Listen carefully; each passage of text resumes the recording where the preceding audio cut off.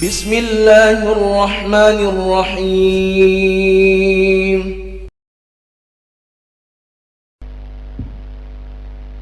إن الحمد لله نحمده ونستعينه ونستغفره ونعوذ بالله من شرور أنفسنا ومن سيئات أعمالنا من يهده الله فلا مضل له ومن يضلله فلا هادي له. أشهد أن لا إله إلا الله وأشهد أن سيدنا ونبينا محمد رسول الله.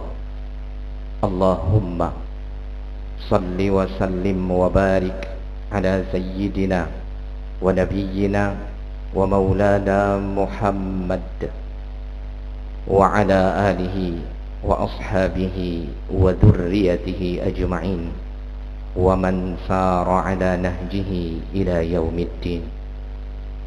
أما بعد، فيا أيها الإخوان اتقوا الله ما استطعتم وسارعوا إلى مغفرة ربكم لعلكم ترحمون. معاشر المسلمين jamaah Jum'ah rahimakumullah. Dalam riwayat Imam Bukhari dan Muslim ada sebuah hadis yang begitu layak untuk kita renungkan bersama. Betapa tidak Rasulullah dalam sabda beliau pernah punya cita-cita, keinginan yang kuat. Laqad hamamtu an amura bis salati fatuqamu thumma ukhalifu ila manazili qaumin la yashhaduna as-salata fa uharriku alaihim. Muttafaqun alaih. Atau kama qala Rasulullah sallallahu alaihi wasallam. Satu kesempatan Rasulullah pernah mengatakan melalui sabda beliau, sungguh aku punya cita-cita, punya keinginan yang kuat ketika sholat berjamaah dilaksanakan, kemudian aku berpaling, melihat-lihat, mencari-cari, adakah laki-laki muslim dewasa yang tidak melaksanakan sholat secara berjamaah, dan ingin rasanya aku membakar rumah-rumah mereka. Dari hadis ini kemudian ada perbedaan pandangan ulama menarik kesimpulan, namun pada titik yang sama mereka bersepakat bahwa sholat berjamaah adalah sesuatu yang diminta oleh agama. Kenapa? Karena ternyata perjalanan terjauh dan terberat bagi seorang laki-laki muslim dewasa adalah perjalanan menuju masjid. Di dunia ini tidak sedikit kita perhatikan ada orang-orang yang dengan semangat luar biasa mereka siap melakukan pekerjaan bahkan 24 jam nonstop. Mereka giat untuk mengumpulkan harta, menyelesaikan tugas-tugasnya, tapi kemudian mereka lemah untuk melangkahkan kakinya menuju masjid untuk melaksanakan sholat berjamaah di dalamnya. Kenapa? Karena perjalanan terjauh dan terberat bagi seorang laki-laki muslim dewasa adalah perjalanan menuju masjid. Di dunia ini tidak sedikit kita saksikan ada orang-orang yang dengan semangat yang membara mereka pergi menuntut ilmu, bahkan sampai ke belahan benua Eropa. Tidak sedikit mereka yang bergelar profesor, doktor, menyelesaikan studinya dengan lancar. Namun nyatanya ketika azan berkumandang, tiba-tiba kaki mereka lumpuh, tidak mampu menuju masjid untuk melaksanakan sholat berjamaah bersama-sama, yang padahal suara azan berkumandang jelas di telinga mereka. Kenapa? Karena sekali lagi perjalanan terjauh dan terberat bagi seorang laki-laki muslim dewasa adalah perjalanan menuju masjid. Ma'asyiral muslimin, jamaah Jum'ah rahimakumullah. Dalam riwayat Imam Muslim, juga diriwayatkan oleh Imam Bukhari dengan nomor hadis yang berbeda, dan mungkin hadis ini begitu familiar di telinga kita, bahwa dulu di masa Rasulullah ada seseorang yang buta yang kemudian mengeluhkan kepada baginda Nabi terkait susahnya dia ketika hendak menuju masjid untuk melaksanakan sholat berjamaah. Awal mulanya Rasulullah mengiyakan cukup dirinya sholat di rumah saja dengan kondisi yang ada pada diri laki-laki itu.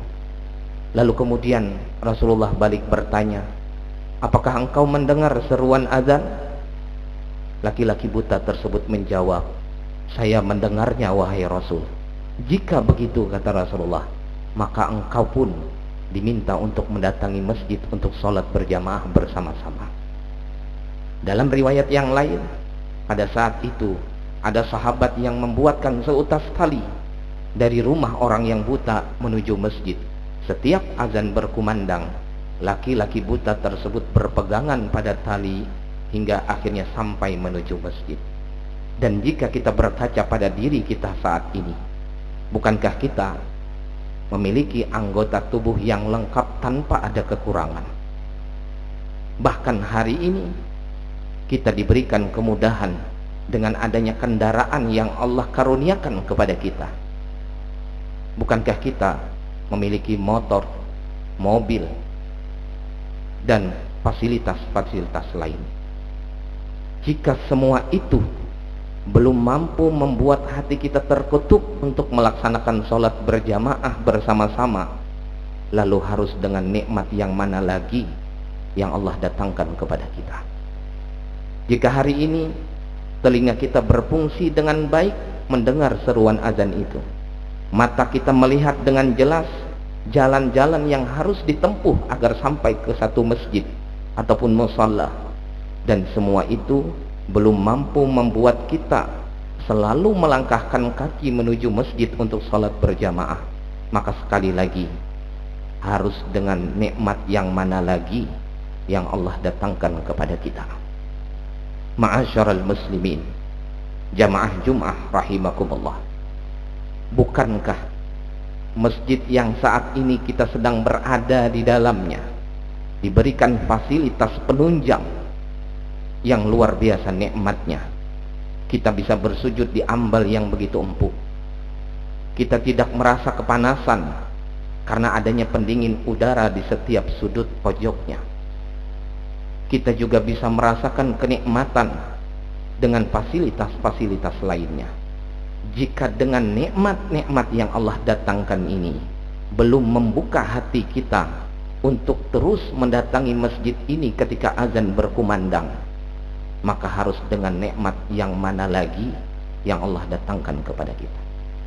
Apa kita menunggu kemudian mata kita sudah tidak melihat lagi? Atau mungkin kita menunggu telinga kita sudah tidak jelas lagi mendengar, baru kemudian hati kita terbuka untuk menjalani ibadah sholat berjamaah ini? Ma'asyiral muslimin, jamaah Jum'ah rahimakumullah, tidak ada kenikmatan yang luar biasa, tidak ada perjalanan yang membanggakan. Sejauh apapun kita berjalan, sebanyak apapun jalanan yang pernah kita tempuh, tidak ada yang disenangi oleh Allah dan Rasulullah kecuali perjalanan langkah kaki kita menuju masjid untuk melaksanakan sholat berjamaah bersama-sama. Ma'asyiral muslimin, jamaah Jum'ah rahimakumullah, sebagai kalimat penutup, jangan sampai kita mendatangi masjid ini hanya di saat-saat tertentu, di saat kita perlu dengan Allah, seolah-olah ada orang yang datang ke masjid ini hanya di waktu Jumat saja, karena dia menganggap Jumat adalah sesuatu yang sangatlah sakral. Padahal tidak ada bedanya kewajiban Jumat dengan kewajiban sholat 5 waktu untuk ditunaikan secara berjamaah pula. Jangan sampai ada pula orang yang mendatangi masjid ini, na'udzubillah, hanya pada saat Idul Fitri dan Idul Adha, yang padahal sholat tersebut bukanlah sholat wajib. Bahkan lebih parah lagi, ternyata di dunia ini ada orang yang datang ke masjid sekali seumur hidupnya, itu pun pada saat dirinya telah terbujur kaku, dibungkus dengan kain kafan di dalam kendaraan yang bernama keranda. Na'udzubillah. Bermohon kepada Allah, semoga Allah tunjukkan, Allah bukakan hati kita agar tergerak hati setiap azan berkumandang, maka ada langkah kaki kita yang kita bawa menuju masjid, menuju musalla untuk melaksanakan sholat berjamaah bersama-sama. Dalam Al-Quran surah Al-Baqarah ayat 43, Allah subhanahu wa ta'ala berfirman, wa aqimus shalah wa atuz zakah warka'u ma'ar raki'in. Dirikan sholat, bayarkan zakat, dan rukuklah bersama orang-orang yang rukuk. Maknanya adalah laksanakan sholat tersebut dengan sholat berjamaah. Semoga Allah tunjuki kita, semoga Allah mampukan kita, setiap azan berkumandang kitalah orang yang memenuhi seruan itu, dan kitalah orang yang Allah banggakan di muka bumi ini, lebih-lebih nanti di akhirat ketika kita berjumpa dengan Allah subhanahu wa ta'ala. Amin, amin ya rabbal alamin. A'udzu billahi minasyaitonir rajim. Ihdinas siratal mustaqim, siratal ladzina an'amta 'alaihim ghairil maghdubi 'alaihim waladdallin. Tunjukilah kami jalanmu yang lurus ya Allah, jalan orang-orang yang engkau berikan kenikmatan, bukan jalan orang-orang yang engkau murkai, bukan pula jalan orang-orang yang engkau sesatkan. Barakallahu li wa lakum fil Qur'anil azim, wa nafa'ni wa iyyakum bima fihi minal ayati wadh-dhikril hakim, wa taqabbala minni wa minkum tilawatahu innahu huwas sami'ul alim. Aqulu qawli hadha astaghfirullahal azim li wa lakum wa lisairil muslimina wal muslimat wal mu'minina wal mu'minat fastaghfiruh innahu huwal ghafurur rahim. Ud'u Allah ayastajib lakum.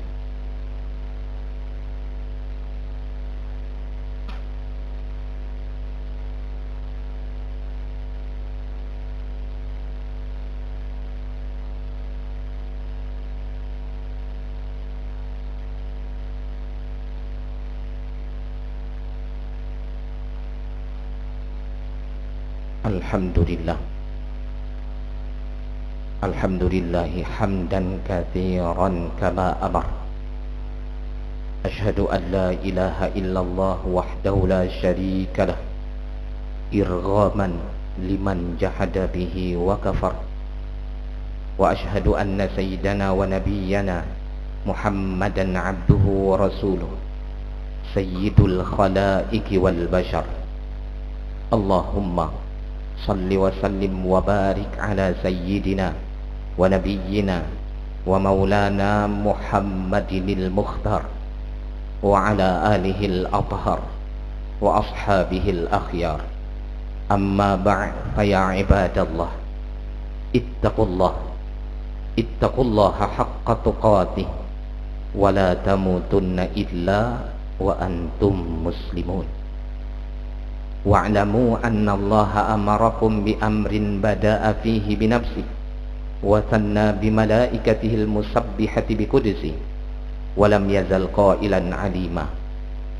Inna Allaha wa malaikatahu yusalluna 'alan nabi ya ayyuhalladzina amanu sallu 'alaihi wa sallimu taslima. Allahumma salli wa sallim wa barik ala sayyidina ونبينا ومولانا محمد وعلى آله وأصحابه وذريته أجمعين، وارض اللهم على أربعة الخلفاء الراشدين ساداتنا أبي بكر وعمر وعثمان وعلي، وعلى بقية الصحابة والتابعين وتابع التابعين ومن تبعهم بإحسان إلى يوم الدين، وعلينا معهم برحمتك يا أرحم الراحمين. آمين آمين اللهم آمين. اللهم اغفر للمؤمنين والمؤمنات والمسلمين والمسلمات الأحياء منهم والأموات، إنك سميع قريب مجيب الدعوات. يا قاضي الحاجات اقض حاجاتنا. اللهم اصلح شبابنا، اللهم اصلح جميع ولاة المسلمين، اللهم انصر إخواننا المسلمين المجاهدين في فلسطين، اللهم انصر إخواننا المسلمين المستضعفين في فلسطين، اللهم انصر إخواننا المسلمين المجاهدين في فلسطين، اللهم أعز الإسلام والمسلمين، اللهم انصر الإسلام والمسلمين، وأهلك الكفرة والمبتدعة واليهود والمشركين. اللهم اجعل بلدتنا إندونيسيا بلدة طيبة آمنة مطمئنة تجري فيها أحكامك وسنة رسولك يا الله. ربنا اجعلنا مقيم الصلاة ومن ذرياتنا ربنا وتقبل دعاء. ربنا آتنا في الدنيا حسنة وفي الآخرة حسنة وقنا عذاب النار. وصلى الله على سيدنا محمد النبي الأمي وعلى آله وصحبه وسلم. عباد الله، إن الله يأمر بالعدل والإحسان وإيتاء ذي القربى وينهى عن الفحشاء والمنكر والبغي يعظكم لعلكم تذكرون. فاذكروا الله العظيم يذكركم واشكروه على نعمه يزدكم واسألوه من فضله يعطكم ولذكر الله أكبر والله يعلم ما تصنعون. أقم الصلاة.